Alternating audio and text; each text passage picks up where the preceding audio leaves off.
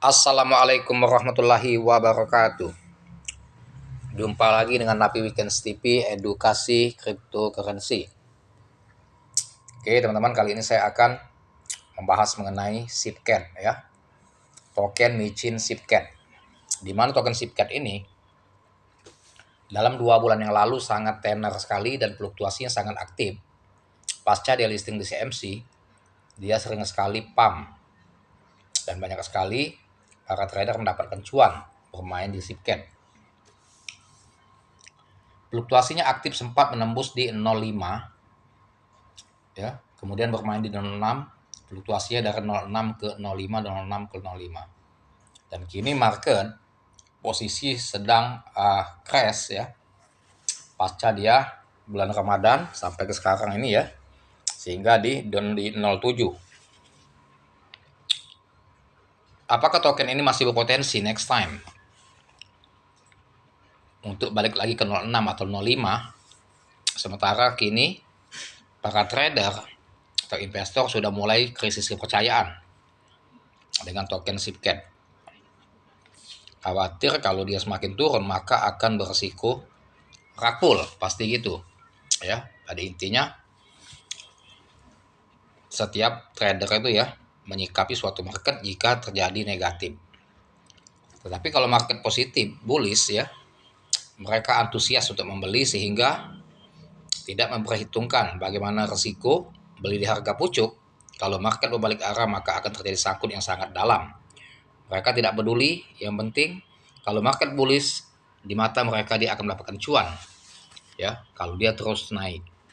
Tapi kenyataannya hanya 10%. Mengejar kereta itu mendapatkan profit, 90%-nya kebanyakan sangkut dan yang sangat dalam. Jadi penuh perhitungan dalam menentukan open posisi masuk ya teman-teman ya. SIPCAT ini pada bulan Maret ya, 2 bulan yang lalu tanggal 25 Maret itu bermain di 05, sempat di 1333. Padahal pada waktu dia listing itu di 0. Kita lihat ya historical datanya. Tuh. Dia listing di 05 Februari tanggal 15 184. Kemudian pump 100%, transaksi 6 miliar ya. Terus bermain di 05 marketnya. Sempat keras di 06. 06 balik lagi 05, balik lagi ke 06. Dia main di 06 05. Dan saya sering profit di sini scalping tapi ya.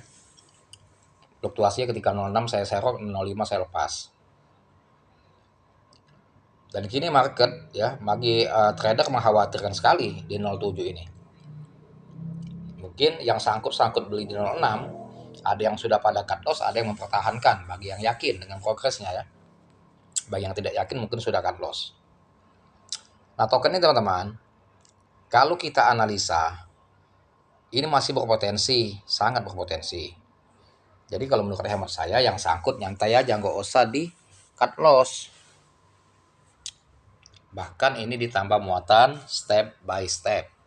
Jika recovery maka akan cuan jual yang di harga bawah. Ya. Nanti kita lihat di websitenya ya. Menunjukkan token yang potensial ya. Dulu pada waktu 0,5 atau 06 itu BNB-nya sangat luber sekali. Sempat di 100 lebih pokoknya. Sekarang udah 50-an, enggak masalah. Walaupun BNB menipis, kalau developernya amanah, dia tetap melakukan buyback. Jangan kita melihat BNB-nya banyak, liquidity-nya kalau developernya nakal, walaupun BNB itu sampai 400 BNB 2 miliar, kalau dia nakal dia bisa jual seketika. 1 hari bisa langsung rontok itu BNB. Jadi tetap resiko perhatikan ya, utamakan manajemen resiko. Nah untuk SIPCAT teman-teman ya, kalau kita lihat ini market cap-nya 277 juta, yang terdilusi 462 juta, volume transaksi 46 juta. Tidak besar karena tidak ada pergerakan yang sangat signifikan. Supply itu 1 kuadriliun. Sedangkan di sini sudah 60%. Enggak. Walau alam, tapi belum centang ya. Saya belum yakin. Saya rasa belum lah. Masa cepat banget. Itu hanya sebagai data dari developer CMC yang tidak valid itu. Jaringannya di BNB Smart Chain seperti biasa untuk pemula ya, di PancakeSwap. Holders di 2.837 address. Artinya tidak ada bertambah signifikan, tidak juga berkurang, masih tetap bertahan.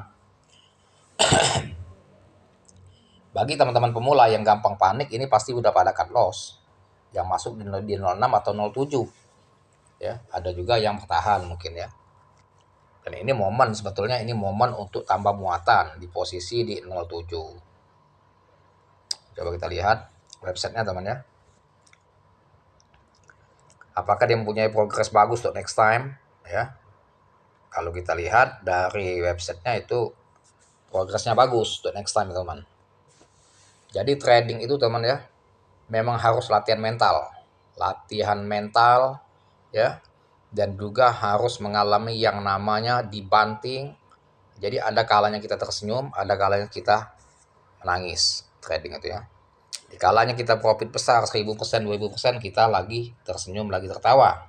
Ketika dibanting habis-habisan, itu waktunya kita menangis. Nah, jadi biasa yang nama trading tuh. Tinggal pandai-pandai kita dalam manajemen risiko. Dengan tujuan minimalisir risiko agar depo kita enggak jadi abu ya. Nih teman ya, selamat datang Sipcat. Tuh. Dia enggak terlalu ini ya. Liku-liku dia. Sipcat ini websitenya. Nah.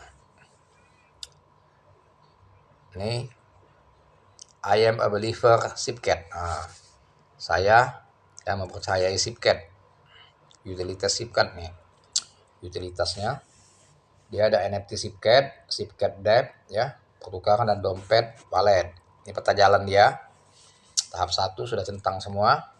1 cek juga sudah centang, artinya sudah pernah listing di Central Exchange ya. Ini tahap 2 ada yang belum centang karena situs web 2 belum, buku putihnya mau upgrade ke V2. Tuh, belum centang ada 2. Ini fase 3. Pemegang, pengikut Twitter ya. Ini fase 4. Tuh. Nah, karena kami adalah proyek berbasis komunitas, kami juga akan menambahkan saran dari komunitas dan sepanjang proyek akan ada lebih banyak hal yang mengejutkan. Pantau terus. Nah, dari websitenya memang meyakinkan sih. Pokoknya ini tenang-tenang aja lah teman-teman ya, yang sangkut justru tambah muatan di harga bawah ya. Maka kalau nggak tahan ya sudah cut loss. Tergantung pendirian kita. Kalau kita goyah ya sudah cut loss putusannya. Karena pilihan itu ada bertahan, ada yang panik cut loss, ya ada yang bertahan kalau saat market dibanting. Nah, ketika market bullish juga begitu. Ada yang menahan nggak mau jual dengan harapan akan masih pump lagi. Ada yang lepas karena sudah merasa profit, udah puas. Nah, jadi tergantung kita yang menyikapi para trader. Di saat bullish, ya, tergantung kita mengambil keputusan, begitu juga bearish. Tergantung kita ngambil keputusan mau cut loss atau bertahan. Kalau dia bullish, mau jual atau bertahan, kebalikannya kan. Nah, tinggal tradernya yang pintar menganalisa untuk menentukan open posisi masuk dan open posisi jual. Dialah yang cuan.